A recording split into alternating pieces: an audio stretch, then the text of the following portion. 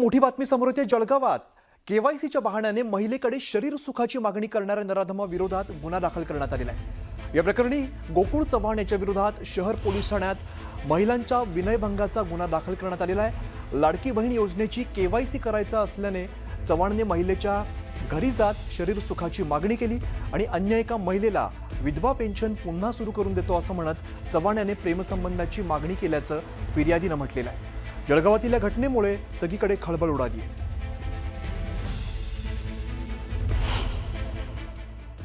जेव्हा महिला केवायसी करण्यासाठी गेल्या तेव्हा त्यांना शरीर सुखाची मागणी करण्यात आली। ही महाराष्ट्रातली अत्यंत दुर्दैवी आणि अत्यंत क्लेशदायी घटना म्हणावी लागेल की जेव्हा केवायसी करण्यासाठी महिला गेली तेव्हा तिच्याकडे शरीर सुखाची मागणी करण्यात आली होती। मी महिला आणि बालकल्याण विकास मंत्र्यांना विनंती करते की तुम्ही ही जी जाचक अट महिलांना लादलेली आहे, कारण त्यांच्या लाभार्थीची संख्या कमी करण्यासाठी, पण हे करत असताना माझ्या महिलांची सुरक्षा देखील तेवढीच महत्त्वाची आहे आणि ह्या घटनेचा आपण जास्तीत जास्त चांगल्या रीतीने या घटनेकडे लक्ष द्या। जळगावमध्ये एक धक्कादायक प्रकार समोर आलेला आहे। लाडक्या बहिणीचं केवायसी करण्यासाठी शरीर सुखाची मागणी करण्यात आलेली आहे। माहीत नाही, तिथले जे आहेत पोलीस अधिकारी जे आहेत ते त्याची दखल घेतील आणि जर कुणी अशा रीतीचं जर मूर्खपणा केला असेल तर त्याच्यावर कारवाई होईल।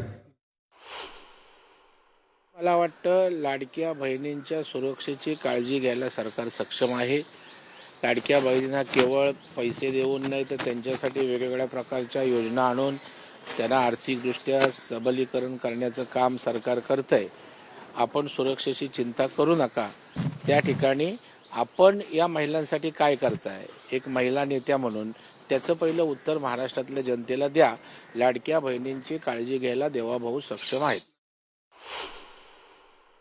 यातला प्रकार आहे। मग पीडितेने त्यांच्या नाव घेतलं होतं, त्यानंतर देखील त्याचा प्रकार थांबला नाही म्हणून त्यांनी फिर्याद दिलेली आहे। तर काय गुन्हा दाखल करण्यात आला? आरोपीची पार्श्वभूमी काय? गुन्हा आता पीडितेच्या तक्रारीवरून पाठलाग करणे, मैत्री संपादन करण्याचा प्रयत्न करणे आणि त्याच्यात सतत महिलेला त्रास देणे यासाठी विनयभंगाचा गुन्हा दाखल केलेला आहे।